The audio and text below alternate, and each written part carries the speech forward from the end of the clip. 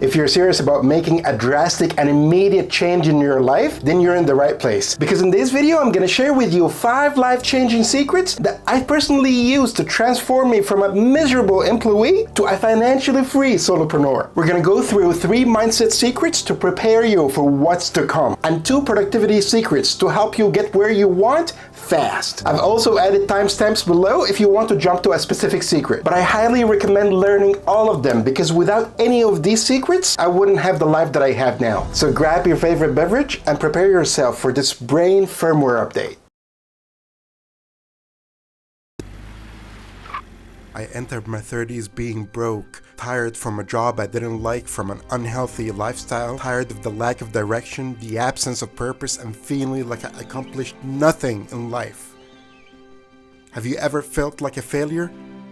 Because we all think that if we don't have everything figured out by the time we're 30, we're just losers and there's no hope for us. I can't send a message to my younger self to tell him that it wasn't too late, that there's still time, that it will be more successful and fulfilled than he ever imagined. But I can send that message to you. My name is Marwan Burkhat and I'm a 37 years old solopreneur from Cairo, Egypt. I'm looking back over the last 7 years and everything that I learned from them, hoping that if you're feeling down, this message inspire you and show you that it's 100% possible to turn your life around and make changes in your 30s to live the life you want. Not only to give you hope, but also to provide you actionable steps to improve your life. So here's my message to you. To fully understand what the success metric really is, I need to tell you a story.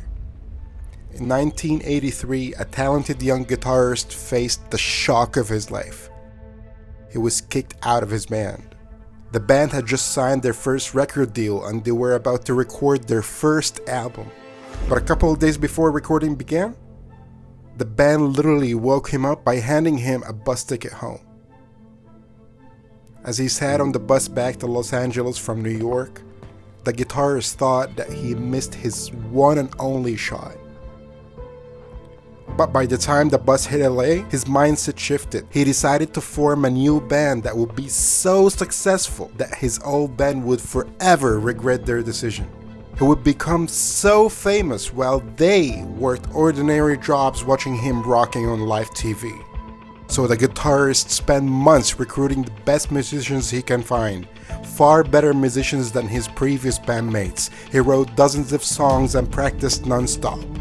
In a few years, his new band signed a record deal of their own, and not long after, their first record went gold. The guitarist was Dave Mustaine, and his new band was the legendary heavy metal band Megadeth. Today, he's considered one of the most iconic musicians in the history of heavy metal music. Unfortunately, the band that he was kicked out of was Metallica, considered by many one of the greatest rock bands of all time. In a 2003 interview, Mustaine tearfully admitted that he couldn't help but consider himself a failure.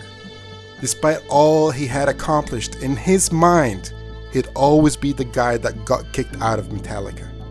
As humans, we measure ourselves against others. The question is not whether we evaluate ourselves against others, but rather by what standards do we measure ourselves. Dave Mustaine chose to measure himself by whether he was more successful and popular than Metallica. He adopted success relative to Metallica as the metric by which to measure himself and his success. Despite all the money and the fans, he still considered himself a failure. Now, you and I may look at this situation and laugh. Here's a guy with millions of dollars, hundreds of thousands of raving fans, a career doing the thing he loves best, and yet he still felt like a loser.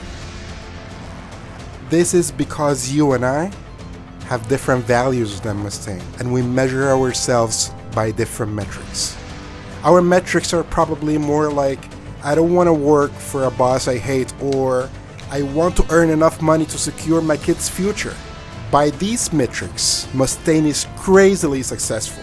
But by his metric, be more popular and successful than Metallica is a failure.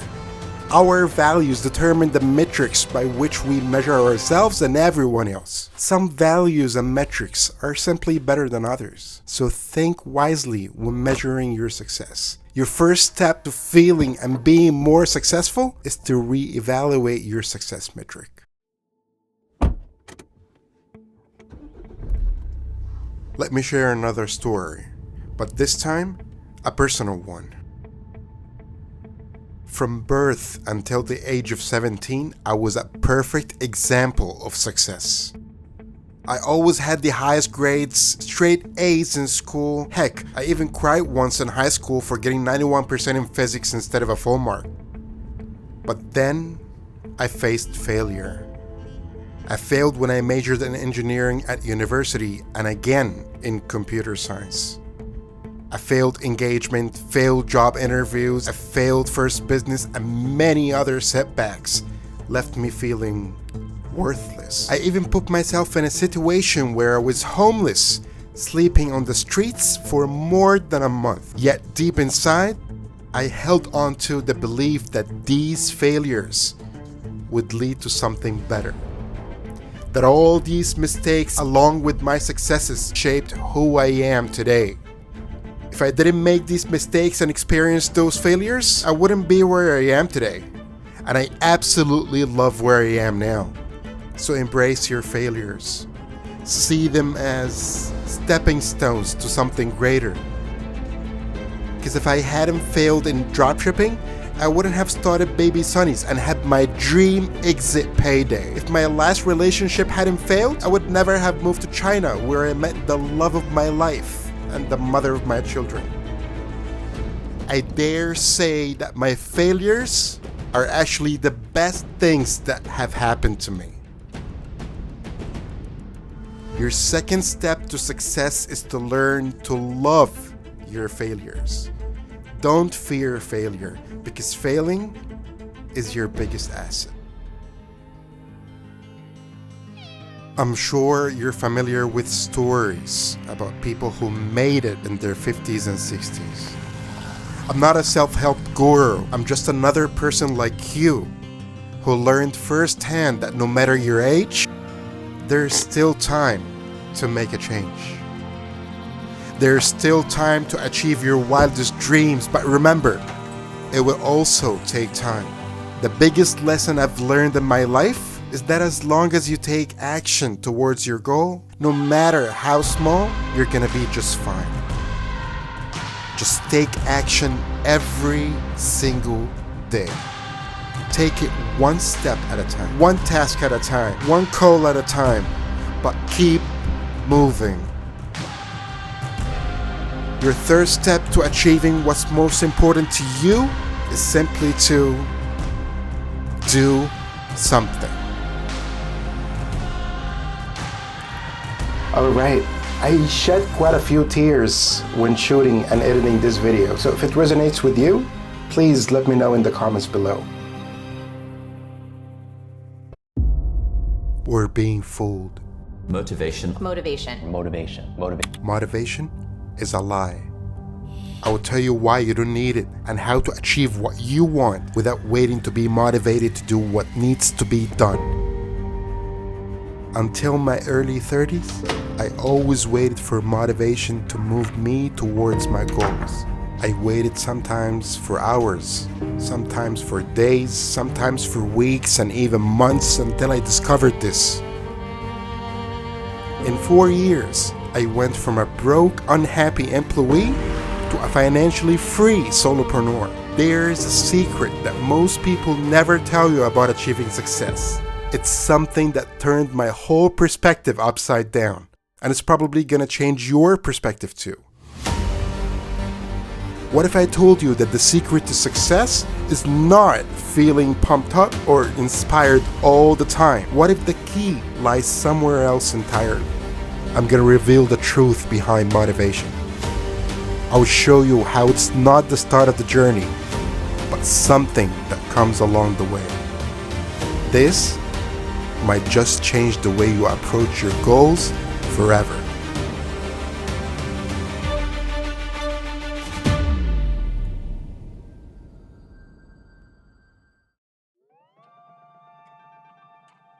Ever had those days where you just wake up feeling off? Like something's missing? You know what you need to do, but just can't find the motivation to get started. So like most of us, you probably turn to social media or YouTube, hunting for that spark of inspiration or motivation. I've been there too. That's because my mind was programmed to believe that I needed to be motivated to take action. But then one day, while reading a book by Mark Manson, it all clicked. Hidden there at the end of chapter 7 was the most important lesson I've ever learned in my life. Action isn't just born from motivation. It's also what creates it. Most of us only take action if we feel a certain level of motivation. We're stuck in this loop, thinking it goes inspiration, motivation, action. Want to do something but feel uninspired or unmotivated? You may think that you're out of luck and there's nothing you can do about it.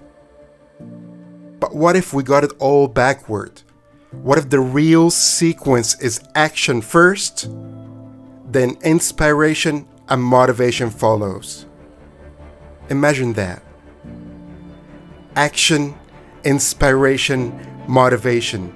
More action, more inspiration, more motivation. Your action, no matter how small, will generate enough emotional inspiration to motivate your future actions. If you don't feel motivated to make a change in your life, do something. Anything. Use that action to kickstart your motivation. Mark Manson calls it the do something principle.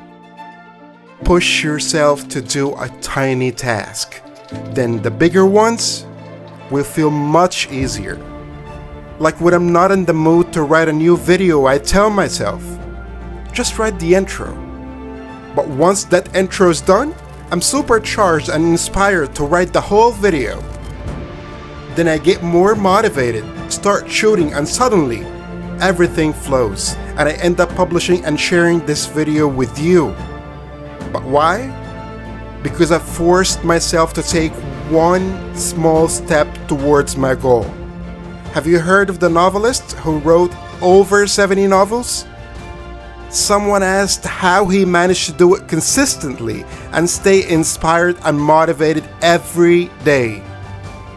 The novelist said, 200 crappy words per day. That's it. That's his secret. Just starting with 200 crappy words would inspire him and often led him to write thousands more. So what action will you take today? Which small step will you take towards your goal?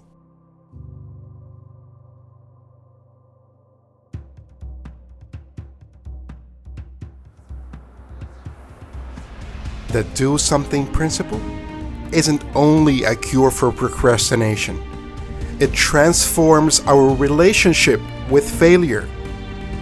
We allow ourselves to fail, and that failure moves us forward. We become the architects of our own inspiration. You can become your own source of motivation. Action is always an option. And by simply doing something as your sole measure of success, even failure becomes a force that pushes you forward. The next secret is about leveraging emotional and psychological pain to 10x your life. This will absolutely change your perspective on hardships and struggles. No pain, no gain. Wait, why are you looking at my belly? Oh, this is not a fitness video.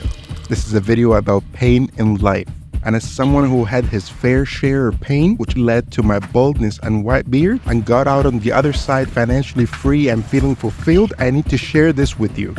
Why pain is necessary, how to get the most out of it, and what can you do now to transform that pain into gain. So sit tight, because this is gonna be a hell of a ride. We all, to some degree, fear pain. Most of us will do anything to avoid it. But at the same time, deep inside us, we know that the most meaningful things in life come with loads of pain.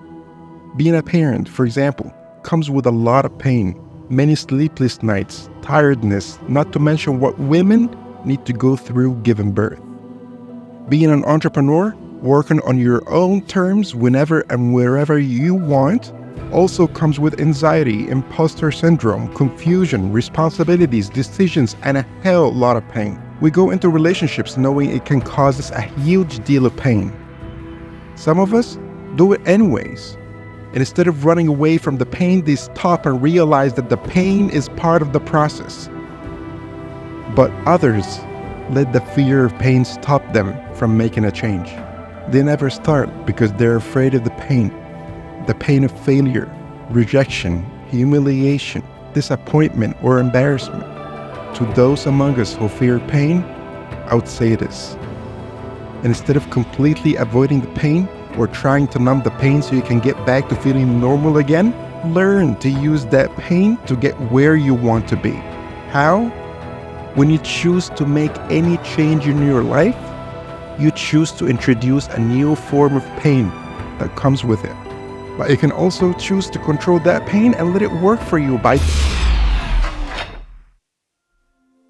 Have you heard of Kazimierz Dabrowski? He was a psychologist back in the 1940s and had a take on pain that was, well, pretty unusual for his time. He wasn't just any psychologist. His life was like a movie. Working with Freud's colleagues, surviving as a prisoner in a war camp, losing loved ones in the war, and many other struggles. But what made him unique was his perspective on pain and trauma. It wasn't just a theory for him. His life was a living proof of it. He believed, and I'm with him on this, that psychological pain isn't just an obstacle. It's a necessity for growth. It's like when you're in the gym and pushing that extra rep, it hurts. But that's what makes you stronger, right? Dabrowski said something crazy, that pain, pressure, stress are the very things that force us to face our limits, to break them and evolve. It's not about getting happy all the time, it's about getting real, understanding that pain has its place, its purpose. Here's where it gets personal for me. Remember what I told you about the time I lost my business, my capital, and everything? That pain in my chest and feeling like I was gonna have a heart attack? Remember how I talked about my journey from an insecure, camera-shy guy to where I am today? That transformation didn't come from comfort. It came from the pain of embracing the uncomfortable. Every setback, every sleepless night, every moment of doubt, they were all stepping stones. I won't lie, it was hard. But every bit of that pain was shaping me, pushing me towards something greater. Think of it like this. If you never face pain, if you never struggle, you never really grow. The pain becomes a catalyst, a force that drives you, molds you into something more resilient, more capable. In the end, it's not about dodging the pain. It's about embracing it, learning from it, and letting it fuel your journey. It's tough, but hey, no one ever said growth was easy, right? What should you do now to overcome the fear of pain? To transform it into gain? It's simpler and yet more challenging than you might think. Step 1. Acknowledge the pain. Recognize it. Don't run from it. It's not your enemy. It's a signpost guiding you towards growth. Every dreamer who ever achieved something real faced this moment. Step 2. Lean into that pain. Yes, lean right into that discomfort. The moment you do, it starts to lose its power over you. It's not about avoiding the pain, it's about steering right through it.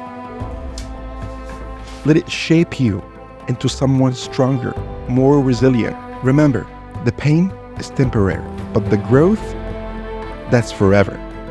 You're not just enduring the pain, you're evolving. Every moment of struggle is a step towards a version of you that is equipped to conquer bigger challenges, to seize greater opportunities. When you embrace your struggle, you don't just overcome them. You become the kind of person who can turn any situation, no matter how tough, into a victory. So what's your next move? Will you let fear dictate your path? Or will you take that pain and turn it into your greatest strength? The choice is yours, and it starts now. And now the most important secret in this video, the tool that will truly make you superhuman. In March 2023, I discovered something that would soon change my life in ways I never expected. A tool that turned me into what some people called superhuman. At that point, I was exiting a business, building another, traveling the world with my family, and still had time to study new things, read, attend meetings, serve my community, and create content.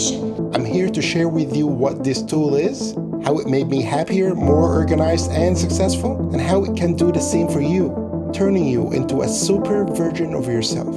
If you're someone who struggles with having control over your life, then stick around, because by the end, I'll explain how this tool can help you gain that control. Picture this. I'm constantly forgetting stuff.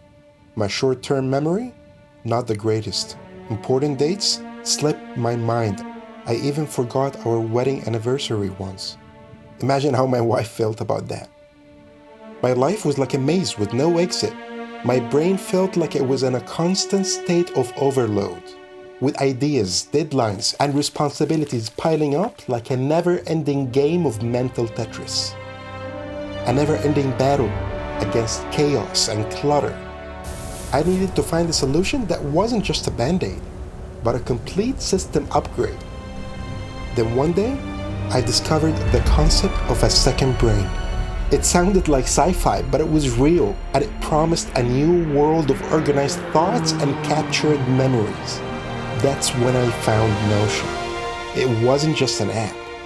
It was the gateway to clarity I desperately needed. With Notion, things began to change. Initially, it wasn't all smooth sailing. Adapting to a new system wasn't that easy. How do you even start to categorize a lifetime of chaos? But again, Tiago Forte's advice to just start would ring in my ears. Put everything, your notes, your files, your media, into the archive section of Para and start clean. You're wondering, what is Para, right? It's an organization method that teaches how to organize everything in our life. Every piece of information we have access to can be categorized into projects, areas, resources, archive. I love this structure so much that I even made a video about it when I started on YouTube. But I digress. Back to Notion. The initial setup was challenging, but I stuck with it. Seeing my Apple Notes, WeChat messages from suppliers, emails, ideas, tasks, projects, hobbies, crucial information, and important dates getting organized in one place was magical. It started filling me with confidence. It's like my life with a bunch of scattered pieces of Lego, and I was watching it come together into something beautiful. I could clearly see what I should focus on, what I need to do, and also when to take a break and unplug from work. And for the first time in a long time, I felt like I'm in control. Suddenly, every huge, scary project felt more manageable and comfortable to work on. And with thousands of free templates available for Notion, it was a lot easier to get that basic structure done quick. This is, for example, a template for content creators, which can organize your projects and take you from an idea to scripting and pre-production, shot lists to post-production and publishing. This second brain template is a free one I got from Thomas Frank, who is a fantastic Notion YouTuber, and then adjusted it to fit my workflow. It also follows the Para method, so I can always keep track of my current projects and tasks, all my areas and resources in one place. Feel free to use it. Notion and the template are completely free. Click on the link in the description, sign up or log in to Notion, click duplicate on the top right of the page, and you're done. Your new second brain is now accessible from your phone, tablet, and desktop. But still, capturing every small task, idea, and note in Notion was quite hard. Then came the aha moment. Chrome extensions for capturing text and media from desktop. Phone widgets for quick access to my second brain. Unlogging these ideas or tasks before they get forgotten. But could this really be sustainable? Would this system hold up against the test of an ever-evolving routine and increasing demands of business and life? Or was I just setting up another system destined to fail? I swear, this video can last for hours if I had to tell you every situation that Notion supercharged my life. But this video is not about me. It's about you. So instead of telling you specific things that Notion helped me with, I want you to imagine with me how it can help you gain more control over your life. Notion didn't just stay afloat. It became my lifeboat in a sea of chaos. It wasn't just about storing information. It was about transforming it into actionable insights and steps. It guided my decision-making and highlighted my priorities. But here's the real deal. The more I used Notion, the more I realized its potential wasn't just in organizing my life. It was in transforming my mindset. I began to approach problems differently. What was overwhelming became doable. It gave me more control over my life. Like any other software, Notion is not perfect. But it's not about the software. It's about what it allows you to do. At the end of the day, tools are just tools. What matters is what you do with them. This whole ride with Notion, it's been way more than just getting things done. It's shown me how we, as people, can really adapt, and how tools like this can seriously boost what our brains can do. So, what's your chaos? If it's anything like mine, start today by taking action.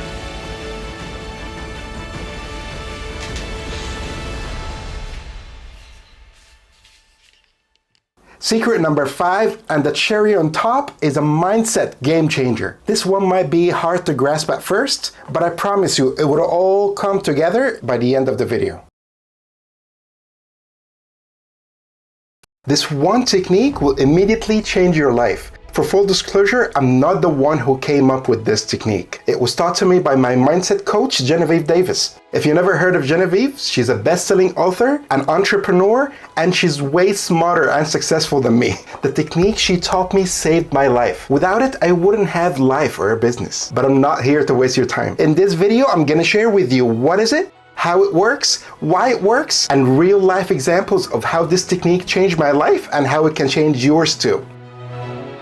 Let me introduce you to the worst case scenario technique. Imagine you want something really bad. Be it getting rich, marrying your dream partner, reaching $1 million in sales in the next 12 months, or traveling the world all the time. You want this thing so much and you're taking action to get there. This technique helps you get to that goal, but also lets you enjoy the journey to it. It makes you perform stress-free without all the pressure that comes with chasing your dreams. The worst case scenario technique is broken into 3 steps. The first step is to assume the worst case scenario. But what does that mean? Imagine the thing that you want so much and assume it's never gonna happen. So, for example, you want to marry your dream partner. The worst case scenario is gonna be not marrying your dream partner. Ever. Your dream is to be rich. Your goal is to be successful and travel the world and be famous. The worst case scenario is that none of these things ever gonna happen. But you might be asking, are you trying to help me reach my goal? Or are you telling me that this goal is never gonna happen? I want you to bear with me. A personal example would be 3 years ago. Me and my family were living in Shanghai, China, and we couldn't continue living there. With all the quarantines and the lockdown and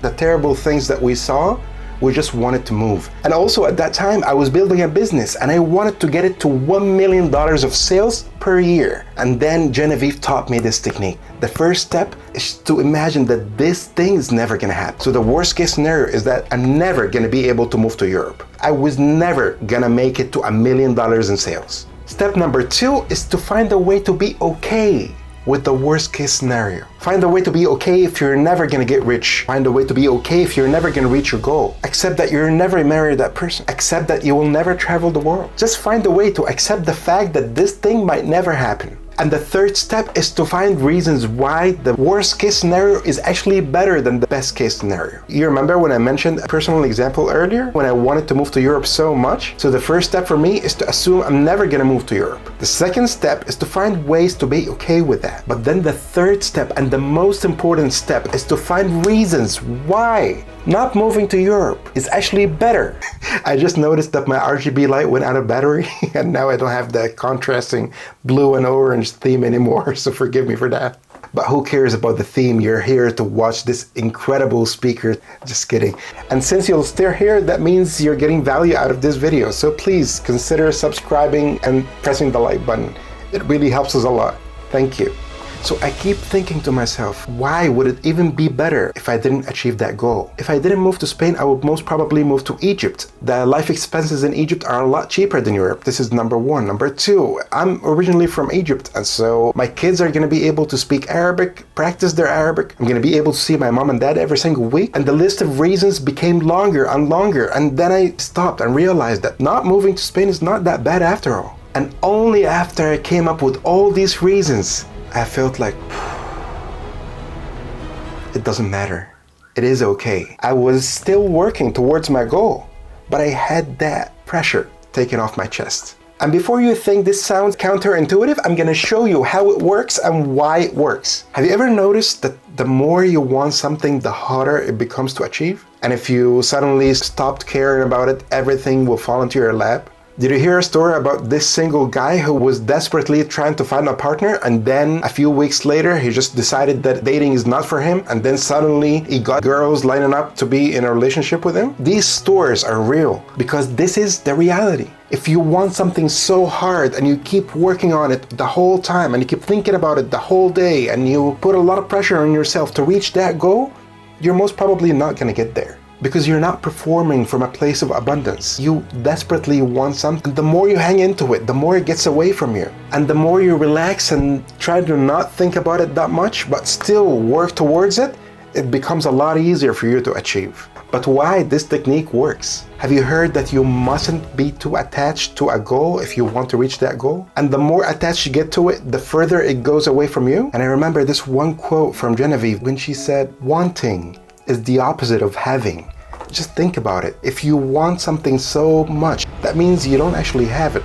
And the more you want this thing, the more the negative feelings of not having this thing will control you and absorb you. But learning to detach from that outcome, learning to get detached from that goal, to let go of that goal, this is exactly when you start receiving that outcome. This is exactly when you start seeing positive things happening and all your work coming to fruition. But only when you let go of it, when you stop obsessing about this goal, only then you're gonna start achieving this goal. But here comes the big question, the dilemma. How can you not want something that you want?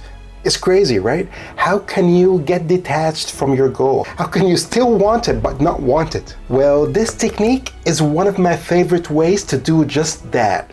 To want something but not to want it too much that it ruins you. So let's try this right now. Think of a goal that you're trying to achieve. Next, instead of thinking about how much you want it, I want you to think about the worst case scenario, that this thing that you want will never happen. Then I want you to find a way to be okay with it. Please feel free to pause this video and take a second to think about it.